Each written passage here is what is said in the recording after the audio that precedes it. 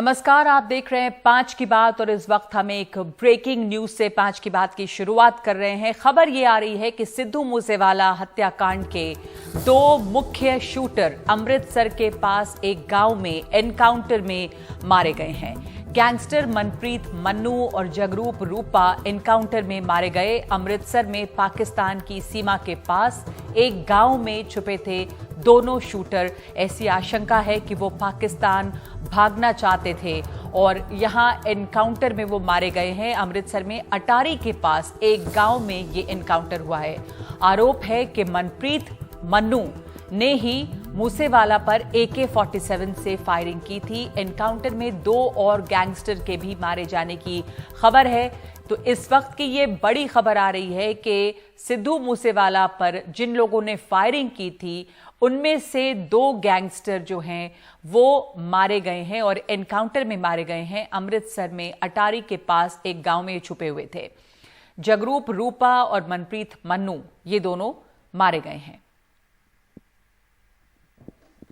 ਸੁਖਦੀਪ ਸਿੱਧੂ ਉਹਨਾਂ ਦਾ ਮਰਡਰ ਹੋਇਆ ਸੀਗਾ 29 ਤਾਰੀਖ ਉਸ ਤੋਂ ਬਾਅਦ ਸਾਰੀ ਜਿਹੜੀ ਕੀ ਪਲੈਨਿੰਗ ਹੋਈ ਸੀ, ਸਾਰੀ ਜਿਹੜੇ ਮਾਸਟਰਮਾਈਂਡ ਸੀਗੇ ਜਿਨ੍ਹਾਂ ਨੇ ਰੋਲ ਪਲੇ ਕੀਤਾ, ਸਾਰੇ ਬੰਦੇ ਅਰੈਸਟ ਹੋ ਚੁੱਕੇ ਸੀਗੇ। ਜਿਹੜੇ ਬੁਲੇਰੋ ਮੋਡਿਊਲ ਕੇ 2 ਸ਼ੂਟਰ ਸੀਗੇ ਉਹ ਅਜੇ ਤੱਕ ਐਬਸਕੌਂਡਿੰਗ ਸੀਗੇ। ਉਹਨਾਂ ਦੇ ਬਾਰੇ ਸੀਕ੍ਰੀਟ ਇਨਫੋਰਮੇਸ਼ਨ ਸੀਗੀ। तो एक anti gangster task force, local police, local officers in total coordination आज कहने घेरा पाया गया। ਉਹਨਾਂ ਵੱਲੋਂ सारे पता काफी ज्यादा कवरेज कर रहे 4-5 घंटे तो काफी एक्सचेंज ऑफ फायर हुआ। एक मनु दूजा रूपा दोनों में इनकाउंटर कर दिया गया उनका। दोनों की इस एक्सचेंज ऑफ फायर में मौत हुई है। मुकेश हमारे साथ मौजूद है, मेरे सहयोगी। मुकेश, आपको इसके बारे में क्या विस्तार जानकारी है? ये सिद्धू मूसेवाला के ऊपर जो फायरिंग हुई थी उसमें कई लोग शामिल थे, तो इनमें से बताया जा रहा है कि ये जो 2 लोग थे ये भी एक तरह से मुख्य आरोपी थे, क्योंकि इनमें से एक ने AK-47 से फायरिंग भी की थी। और ये भी पता चला है कि शायद इन 2 लोगों के अलावा 2 और गैंगस्टर भी मारे गए हैं। क्या इस पे डिटेल्स मिली है मुकेश?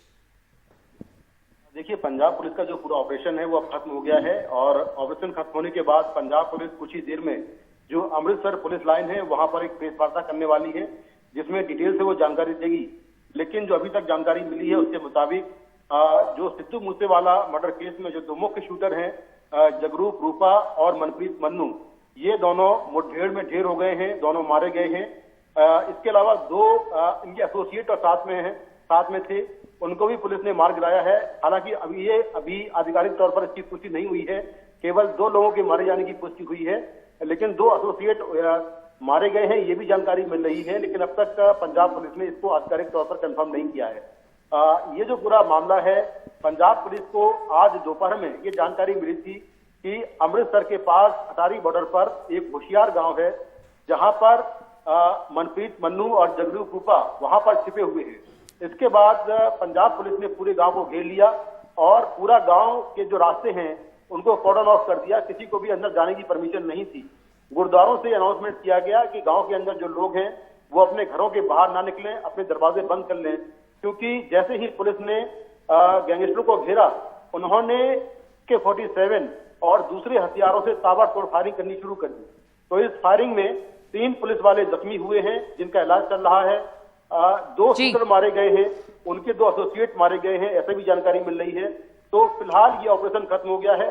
पुलिस ने बड़े पैमाने पर वेपन बरामद किए हैं जिसमें AK-47 है, पिस्टल्स हैं, कारतूस हैं, ये पुलिस ने मौके से बरामद किए हैं।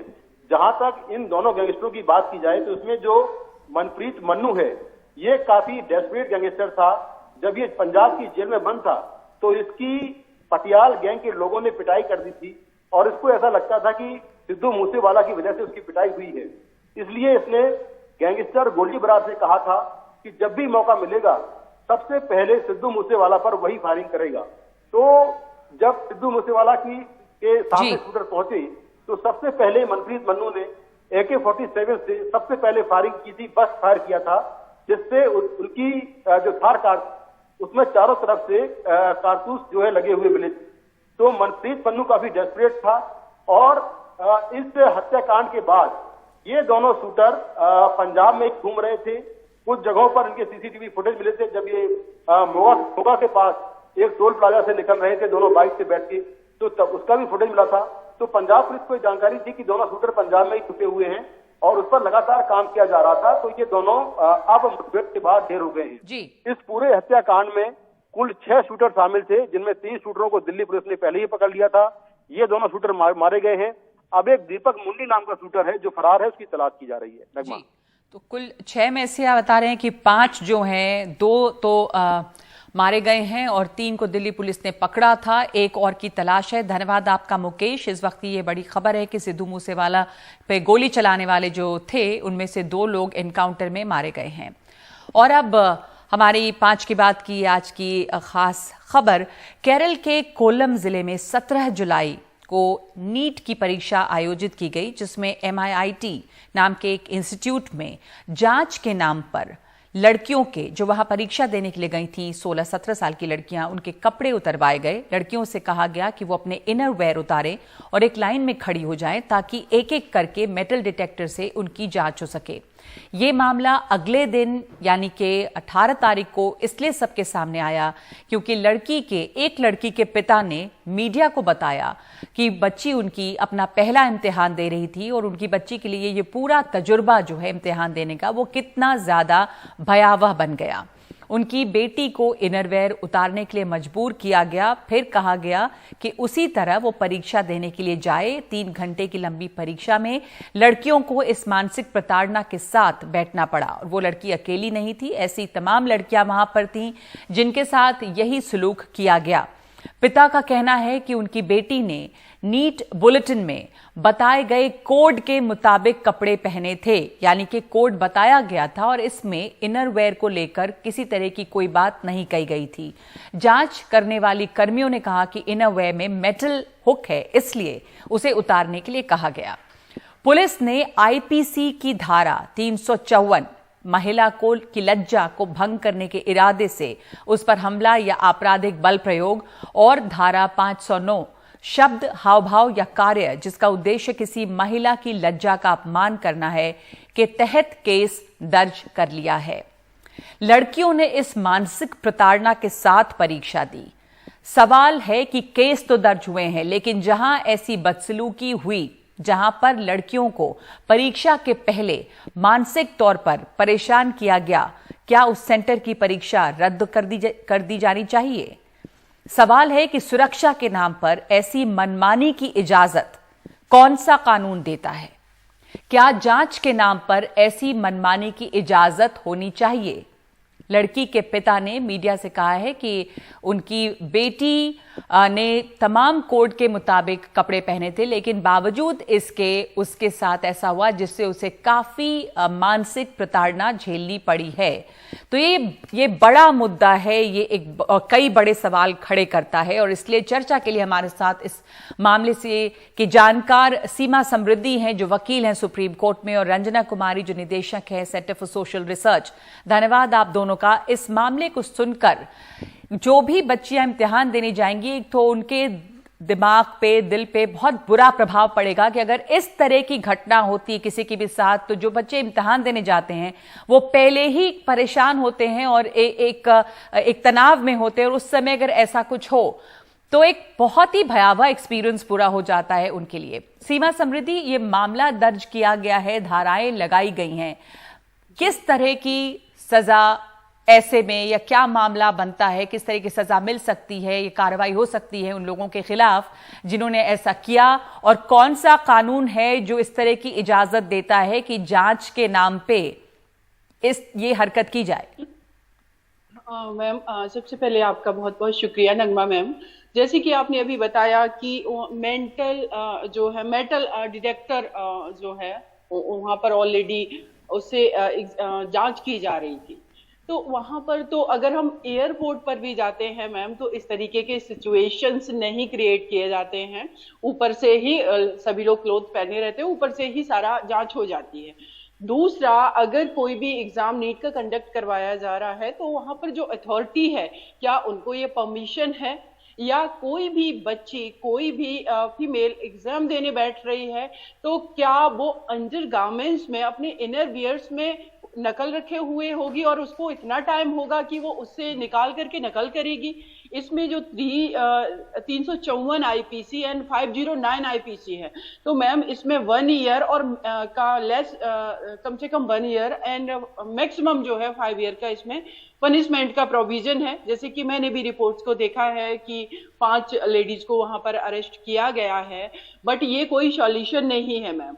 सबसे पहले जितना मैं अंडरस्टैंड कर पा रही हूँ चीजों को, कि एग्जाम ही इनका दोबारा से या तो रिकंडक्ट करवाया जाए, क्योंकि जिस मेंटल ट्रॉमा से वो गर्ल्स गुजरी हैं, एक तो हमारी कंट्री के अंदर फीमेल का ऑलरेडी रिप्रेजेंटेशन कम है, ऊपर से सोसाइटी का स्ट्रक्चर ऐसा है कि पेरेंट्स को चूज करने को मिलता है कि अगर उनकी आर्थिक स्थिति अच्छी नहीं है कि बेटा और बेटी में किसको पढ़ाएं। और जब हमारी बेटियां स्कूल कॉलेज तक पहुंच रही हैं, वो एक पूरा एग्जाम का 2-3 साल का प्रिपरेशन कर रही हैं, नीट में अटेम्प्ट कम है, किस तरीके से वो 3 घंटे में एक मेंटल ट्रॉमा से गुजरी होंगी, डेफिनेटली उनके एग्जाम से डिस्टर्ब हुए होंगे। तो सबसे पहले इस एग्जाम को रद्द किया जाए उस पर्टिकुलर इंस्टीट्यूट का, और इस पर एक कड़ी से कड़ा एक्शन लिया जाए प्रशासन के भी खिलाफ। 354 एंड 509 इसमें पनिशमेंट बहुत कम है, लेकिन जिस तरीके का ये सिस्टम अगर डेवलप हो जाएगा, अदर भी इंस्टीट्यूट ऐसा कर सकते हैं, तो एक कड़ा इस पे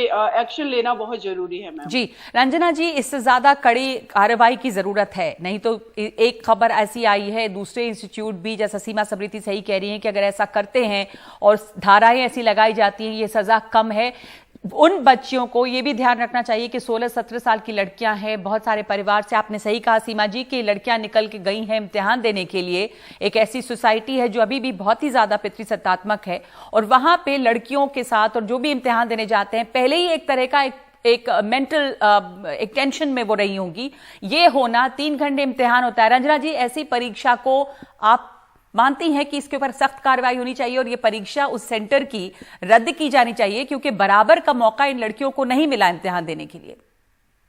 देखिए, एक बहुत ही बेहुदा हरकत है और इसमें किसी तरह से ये अक्षम्य है, क्योंकि लड़कियां जो, और खासतौर से ज्यादातर लड़कियां टीनेजर होती हैं जो कि नीट का एग्जाम देने जाती हैं, 18 से 22 साल की लड़कियां, और उन लोगों को जिस तरह से उनके कपड़े उतरवाए गए और खासकर ब्रा निकलवाई गई, और सिर्फ इसलिए क्योंकि वो ब्रा के हुक के पास जब मेटल डिटेक्टर गया तो उसमें आवाज आई, और फिर सारी लड़कियों को बगल के कमरे में ले जाया गया और वहां सब लोगों को कपड़ा उतार करके, अपनी ब्रा उतार के वहां रखना पड़ा, और एग्जाम तक वो उसको नहीं पहन पाई और बाद में उनको वो पहनी। बहुत सी लड़कियों ने रिपोर्ट किया, और खासतौर से मैंने प्रोग्राम में भी लड़कियों को सुना कि ऐसे में वो लड़कियां इतनी सेल्फ कॉन्शियस। वैसे ही ब्रेस्ट के मामले में हिंदुस्तान में पता नहीं क्यों छोटी छोटी बच्चियों को, हम लोग कॉलेज में थे तो प्रिंसिपल कहती थी झुक के चलो, तो और इतना ज्यादा कॉन्शियस बनाया जाता, और उस समय ऐसे में बैठ करके लड़के, और बच्ची बता रही थी कि लड़के मेरी तरफ देख रहे थे, इन्विजिलेटर मेरी तरफ देख रहे थे, जो एग्जाम के लिए वहां पर खड़े होते हैं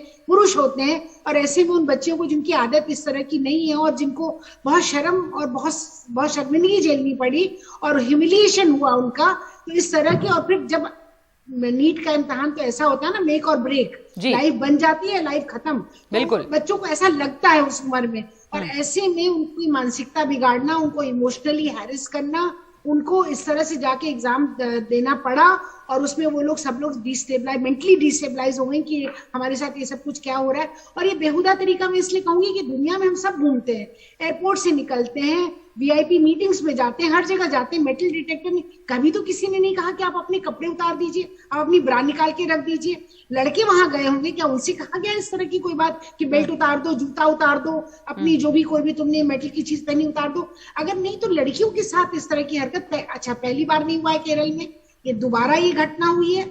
पिछले साल भी इस तरह की खबर आई थी और हम लोगों ने उस पर बहुत कुछ कहा था, कोई सजा नहीं हुई, कोई उस पर एक्शन नहीं लिया गया, कोई कानून का इस्तेमाल नहीं हुआ, तो फिर से वही घटना।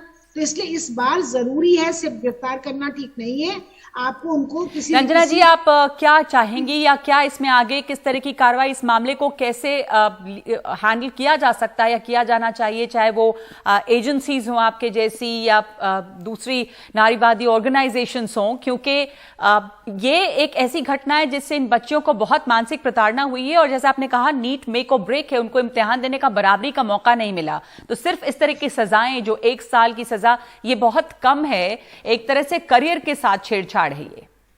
बिल्कुल, जैसा नगमा आपने शुरू में बहुत सही कहा कि इसमें इनको दोबारा इम्तिहान देने का मौका देना पड़ेगा, क्योंकि स्टेट की गलती है, वहां जो जांच करने वाले अधिकारी थी उनकी गलती है, तो इसलिए स्टेट को दोबारा ये मौका उन लड़कियों को देना पड़ेगा। फिर से नीट के एग्जाम के लिए उनको एक मौका जरूर दिया जाए। एक तो हमारी मांग ये रहेगी, और दूसरी बात ये कि आगे से इस तरह की हरकत को तत्काल बंद किया जाए। ये कोई तरीका जांच का नहीं है। आप वहां पर मेटल डिटेक्टर, आप इक्विपमेंट हाथ में देने की जगह आप पूरा जैसे रहता वीआईपी घरों में जाने के लिए, और ऐसा कोई कानून नहीं है इस तरह की जांच का, कोई कानून ऐसा है?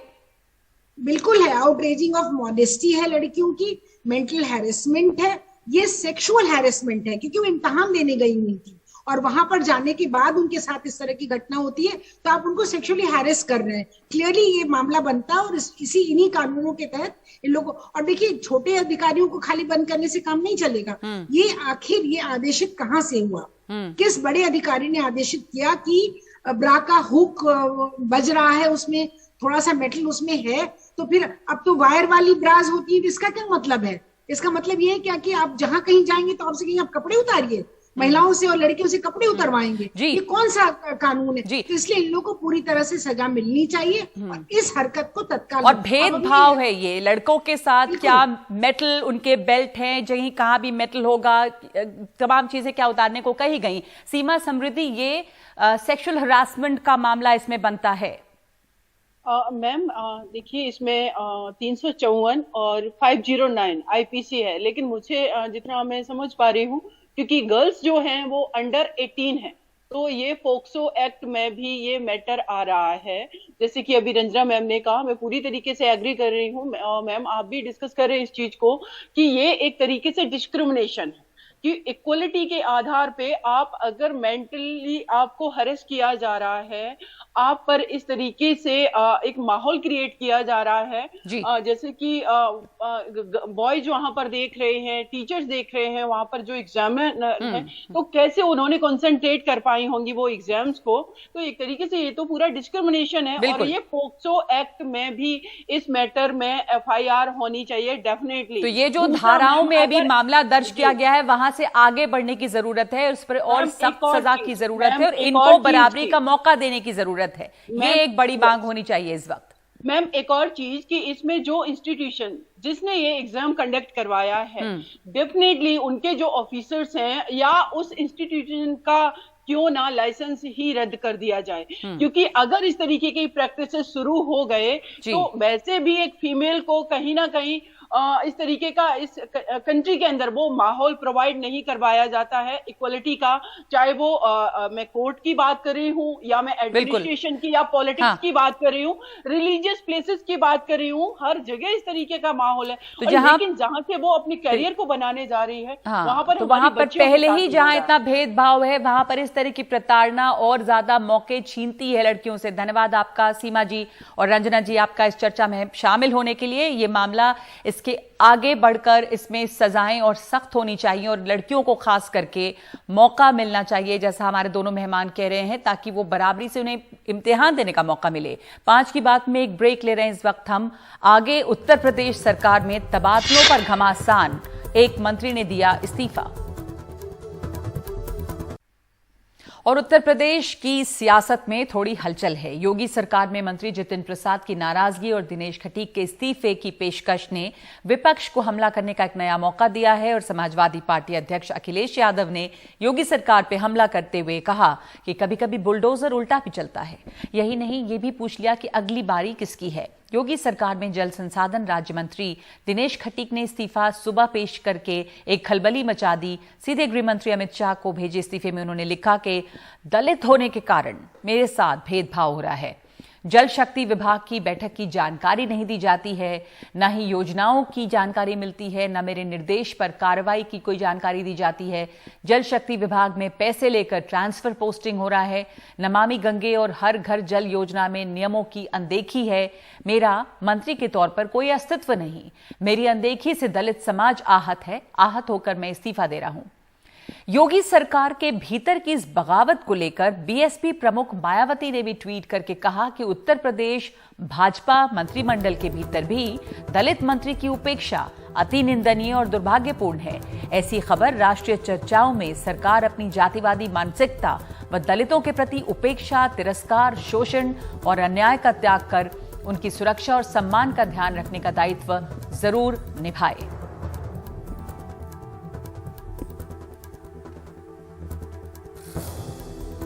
हमारे साथ मौजूद हैं इस पर चर्चा के लिए आसिफ भामला, बीजेपी नेता और आईपी सिंह प्रवक्ता समाजवादी पार्टी। आसिफ भामला, विपक्ष जो आरोप लगा रहा है और मायावती ने जो ट्वीट करके कहा है कि आपका दायित्व है कि सम्मान दें आप दलितों को, सरकार में दलितों की उपेक्षा हो रही है, मंत्री बनाया गया, मंत्री खुद कह रहे हैं गृह मंत्री को चिट्ठी लिखकर कि वो नाम के लिए मंत्री हैं, बगावत शुरू हो गई है।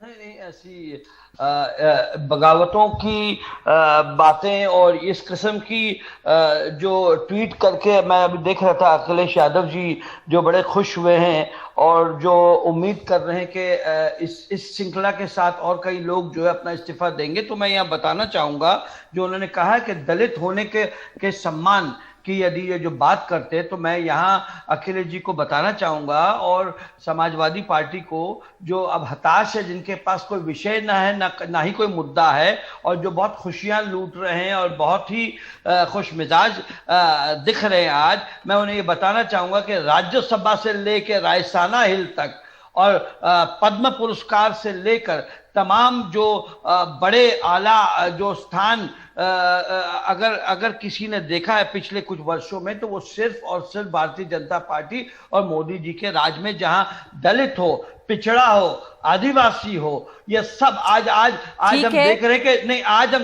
मुझे बोलने दीजिए, आज हम देख रहे हैं द्रौपदी मुर्मू जी जिन्हें सर्वोत्तम पद पर आज जो है देश के प्रधानमंत्री जी ने उनकी नियुक्ति करने का फैसला जताया है। तो हमें ये पिछड़े समाज के बारे में ये ना बताएं, जहां तक के रहा इस नहीं आप वो ना बताएं, लेकिन आपके मंत्री जो रहे उन्होंने खुद इस्तीफा लिखा गृह मंत्री को, तो उसका जवाब दे दीजिए कि उनको क्यों लग रहा है। आपने शुरुआत की थी अखिलेश की बात से, और मैंने अखिलेश जी की शुरुआत की और मंत्री जी की चिट्ठी का जिक्र किया, और मैंने ये बोला। अब मैं आपसे बात करूंगा दिनेश खाटिक जी के बारे में, जो जिसके मुतालिक ये चर्चा है।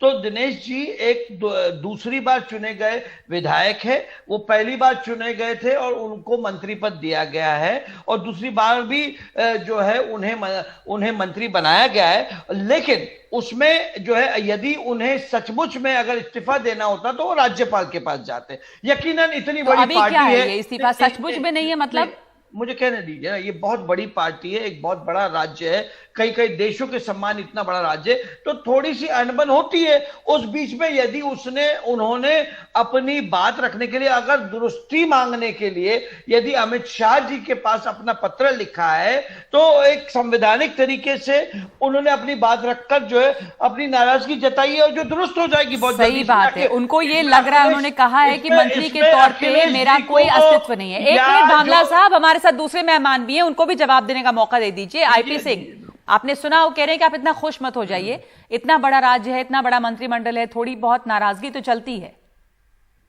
कहां गया प्रधानमंत्री जी का वो बयान, सबका साथ सबका विकास। बीजेपी दलित, वंचित, शोषित समाज को अपमानित करती है, भेदभाव पूर्ण ये सरकार है, और इस सरकार के खाने के दांत कुछ और, दिखाने के दांत कुछ और है। ये दलित आदिवासी क्या करेंगे उस कुर्सी का, जिस कुर्सी, मॉडर्न कुर्सी का रिमोट नगमा जी खास कुछ दो एक लोगों के हाथ में हो, तो ये एक बैठकर उस कुर्सी पर ये समाज क्या करेगा। ये समाज तो मैं तो यही देखता हूं कि समाज की जमीर जागी है, और ये जिस तरह से शिकायतों का एक तरह से एक तूफान सा उठा है उत्तर प्रदेश में, अब तक 105 बड़े घोटाले हो चुके हैं।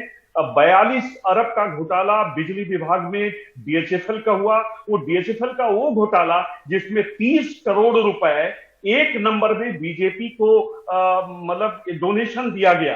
तो ये चाहे पीडब्ल्यूडी का आप देखिए, पीडब्ल्यूडी में इतना बड़ा घोटाला हुआ, हाई कोर्ट में पूरी फाइल तलब हुई है, अधिकारियों को साफ साफ हाई कोर्ट ने कहा कि उनके खिलाफ कार्रवाई की जाए, मंत्री के खिलाफ की जाए। स्वास्थ्य विभाग में मंत्री ने खुद डिप्टी सीएम ब्रजेश पाठक ने भ्रष्टाचार के आरोप लगाए। तो सभी विभागों में, सिंचाई विभाग जो जल शक्ति विभाग के नाम से जाना जाता है, जिससे श्री खटीक जी आते हैं। वहां भी इसी तरह के घोटाले हुए। तो घोटाले घपले से परेशान है मंत्री, या मंत्री इस बात से परेशान है कि उनको नजरअंदाज किया जा रहा है, उनका कोई अस्तित्व ही नहीं है, उनकी बात नहीं सुनी जाती, मीटिंग्स कब हो रही है उनको पता नहीं है। आसिफ भामला वो तो परेशान इस बात से भी हैं कि उन्हीं का विभाग है पर वहां पे क्या फैसले हो रहे हैं उनको जानकारी नहीं, मीटिंग है उन्हें बताया नहीं जाता, डिसीजंस के बारे में उन्हें बताया नहीं जाता। तो कुल मिला के कहने का मतलब ये है कि वो सिर्फ वहां पर नाम के लिए हैं और फैसले कहीं और लिए जा रहे हैं। तो एक तरह से तानाशाही का आरोप है। जितिन प्रसाद भी नाराज बताए जा रहे हैं कि वो भी अब इसको लेकर, और जिस तरह की तबादले ट्रांसफर पोस्टिंग को लेके कहानियां विवाद तमाम तरह के हैं ही, तो मंत्री अब इससे तंग हो गए हैं। मैं ये बात स्पष्ट कर देना चाहता हूं, जो जानकारी हम प्राप्त कर रहे हैं कि दिनेश खटीक जी की थोड़ी सी नाराजगी थी और उनकी जो आला कमान से उन्होंने अपनी बात रखी है, उन्होंने इनफैक्ट मीडिया से बात करने से भी इनकार कर दिया, क्योंकि जो उनके विषय है उन पर जो है रोशनी डालकर उन्हें जो है पूर्ण रूप से तुरंत न्याय देने की तो उनको ये लगा कि शायद चिट्ठी लिखना ही एक रास्ता है, क्योंकि मुख्यमंत्री से उनको शायद समय नहीं मिल रहा होगा। तो ठीक है ना, क्या गलत है उसमें? अगर किसी ने चिट्ठी लिख दिया तो उसमें हम इतने कूदने कहाँ लगे, इतना हम बड़ी बात है कि उनके राज्य में सुनवाई नहीं हो रही थी, तभी तो वो गृहमंत्री को चिट्ठी लिख रहे हैं। आप देखिए महाराष्ट्र में क्या हाल है, यहाँ देखिए आकर महाराष्ट्र में क्या हाल है। 45 लोग मुख्यमंत्री के खिलाफ, वो तो परिस्थिति नहीं है। आप ही के सहयोगी दलों का हाल देखिए महाराष्ट्र में क्या है, आप ही के सहयोगी दलों का देखिए। अरे भाई साहब आईपीजी सिंह साहब महाराष्ट्र में ही देखिए ना, आप महाराष्ट्र में आकर महाराष्ट्र में तो पूरी बगावत, महाराष्ट्र में तो पूरी बगावत हो गई। देखिए ना, मैं वही तो बोल रहा हूँ इनको, हमारे वहां वो परिस्थिति तो नहीं है, हमारे यहाँ नियंत्रण है, अनुशासन है, शासन है। देखिए आप यहाँ देखिए पूरे के पूरे उनके 45 लोग की पार्टी छोड़कर चले गए, मुख्यमंत्री को हताश हो जाना पड़ा।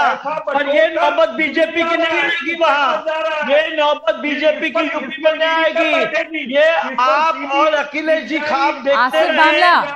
आसिफ भामला साहब, आपकी आवाज के आगे आईपी सिंह की आवाज थोड़ी कमजोर पड़ गई है, थोड़ा उनको भी सुन लीजिए, आप सुन लीजिए वो क्या कह रहे हैं। नहीं पहले वो सुने हमारी, वो ये आप तो कह ही रहे हैं, थोड़ा आप उनको भी सुन लीजिए। देखते रहे कि बीजेपी और योगी जी की पार्टी और भारतीय जनता पार्टी के अंदर कोई परेशानी और परिस्थिति आएगी, बट ऐसा होगा नहीं।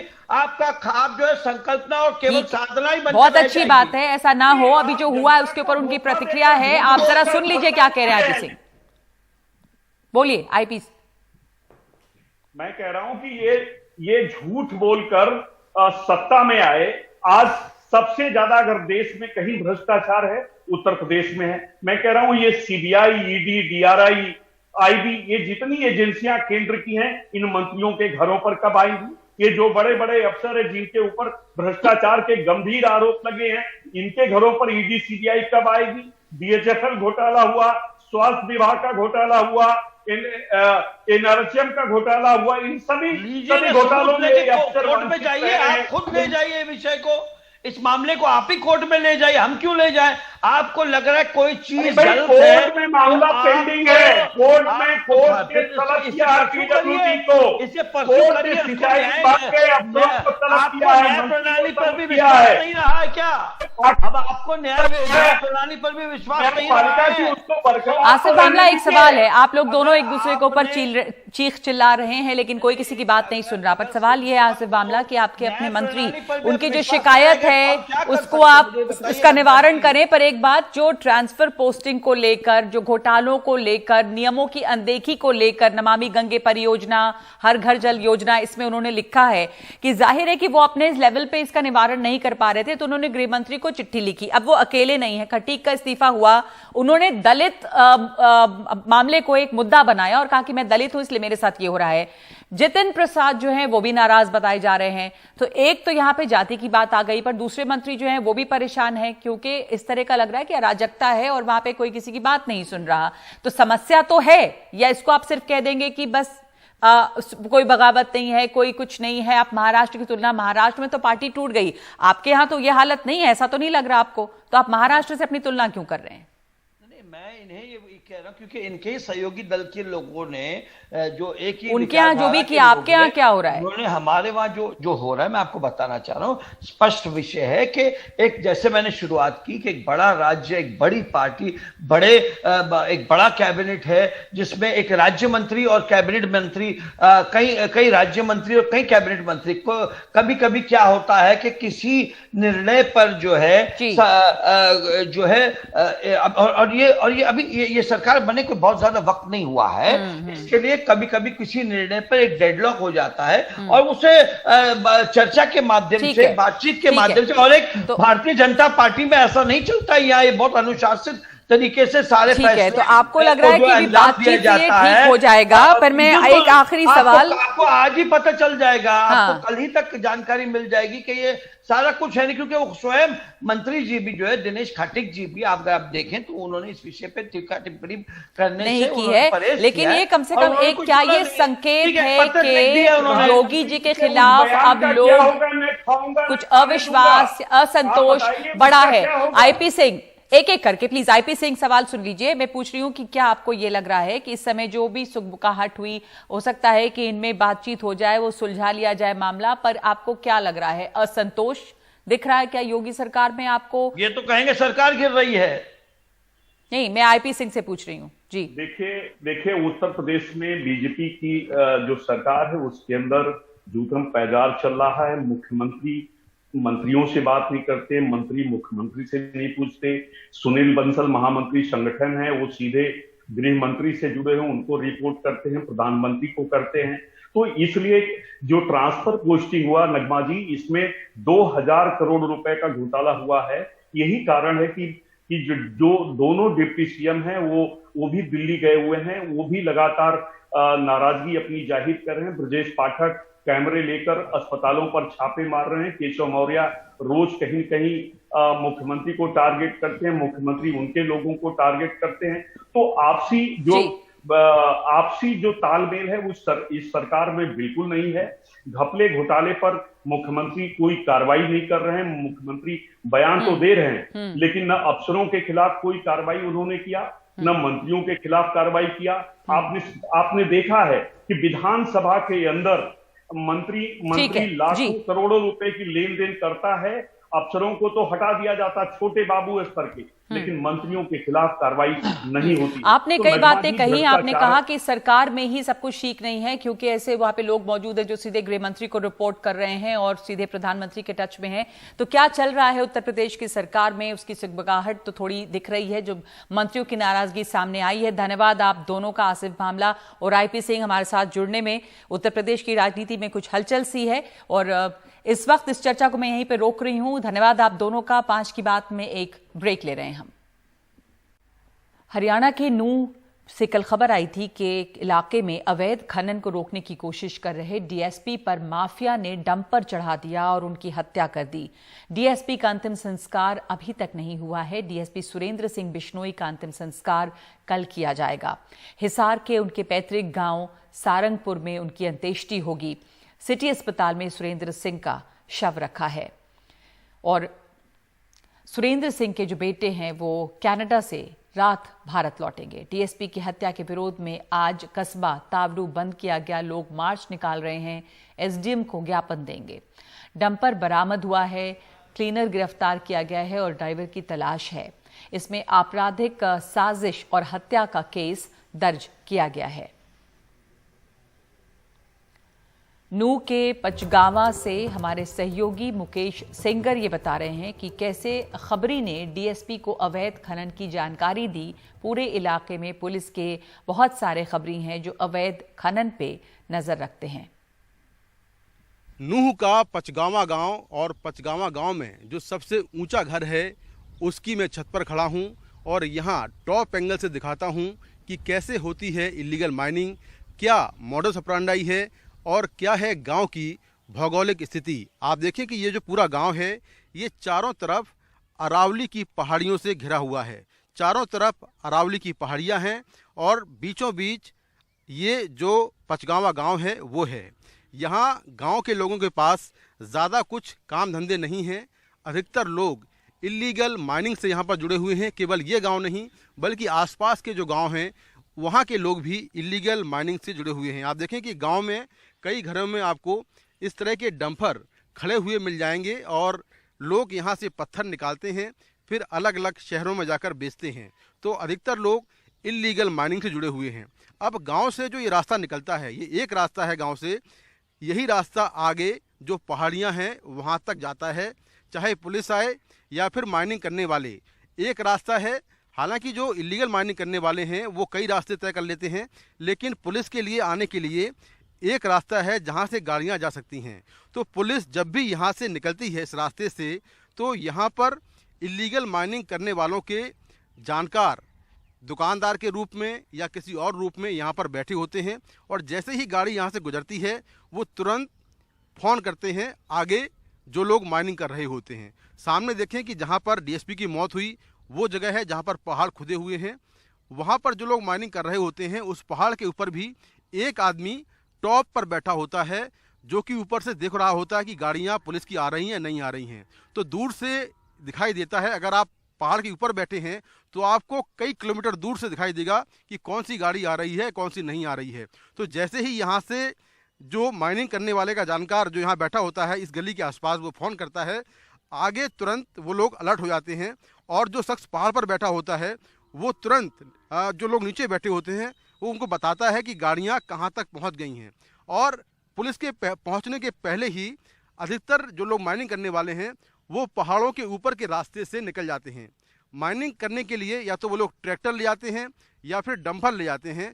तो पुलिस तो यहाँ से जाती है अपनी गाड़ियों से, लेकिन जो डंपर या ट्रैक्टर वाले होते हैं उन्होंने कई रास्ते आगे बनाए हुए हैं, गुप्त रास्ते हैं, जो कि वो डंपर और ट्रैक्टर इन पहाड़ों के ऊपर से निकाल लेते हैं और इस तरह से पुलिस से बच जाते हैं। लेकिन कल जो डंपर का ड्राइवर था उसको शायद मौका नहीं मिल पाया, जो भी वजह रही हो वो निकल नहीं पाया, और डीएसपी वहाँ पर पहुँच गए। जब डीएसपी को डंपर के ड्राइवर ने देखा तो उसने भागने की कोशिश की। डंपर के पीछे डीएसपी ने अपनी गाड़ी लगाई और ड्राइवर ने अपने डंपर को रोक भी दिया, लेकिन जैसे ही डीएसपी नज़दीक पहुंचे, आरोप यह है कि ड्राइवर मित्र ने उन पर डंपर चढ़ा दिया और उनकी मौत हो गई। तो इस तरह से जो मित्र आरोपी ड्राइवर है उसके डंपर को पुलिस ने बरामद कर लिया है, उसकी तलाश जारी है। लेकिन ये गांव की जो टोपोग्राफी है उसके हिसाब से आप देखें तो बहुत ही प्लान वे में माइनिंग होती है, और यहाँ से पुलिस जब पहुँचती है उसके पहले ही आरोपी फरार हो जाते हैं। क्योंकि गांव में अधिकतर लोग इलीगल माइनिंग से जुड़े हुए हैं, तो हर कोई यहाँ पर इन्फॉर्म कर देता है कि पुलिस आ रही है, और पुलिस के पहुँचने के पहले ही आरोपी फरार हो जाते हैं। नूह के पचगावा गांव से कैमरामैन राकेश सिंह के साथ मैं मुकेश सिंह, एनडीटीवी इंडिया। और इसके ठीक एक दिन बाद बिल्कुल इसी तरह की घटना झारखंड की राजधानी रांची में सुबह हुई है। तुपुदाना इलाके में एक महिला असिस्टेंट सब इंस्पेक्टर संध्या टोपनो को वाहन के नीचे रौंदकर मार डाला गया। जिस गाड़ी से महिला सब इंस्पेक्टर को रौंदा गया उसे जब्त किया गया है, उसमें मवेशी बरामद किए गए हैं, जिससे ये शक पक्का हो रहा है कि जानवरों की अवैध तस्करी का मामला हो सकता है। एक आरोपी निसार खान को पुलिस ने गिरफ्तार किया है, दूसरे की तलाश चल रही है। आज ऑल्ट न्यूज के को-फाउंडर मोहम्मद जुबैर को सुप्रीम कोर्ट से एक बड़ी राहत मिली है। सुप्रीम कोर्ट ने उन्हें आज ही रिहा करने का आदेश दिया। जुबैर को उनके खिलाफ दर्ज सभी 6 एफआईआर में जमानत भी दे दी गई है। ये सारे 6 मामले दिल्ली ट्रांसफर कर दिए गए हैं। साथ ही जुबैर मामले में बनी यूपी सरकार की एसआईटी को भंग कर दिया गया है। दिल्ली पुलिस की सारे मामलों की दिल्ली पुलिस इसकी जांच करेगी। जुबैर को किसी नई एफआईआर के तहत भी गिरफ्तार नहीं किया जा सकता। बेशक सुप्रीम कोर्ट ने सारे एफआईआर रद्द करने की मांग खारिज कर दी और कहा कि अगर जुबैर चाहें तो इसके लिए हाईकोर्ट जा सकते हैं।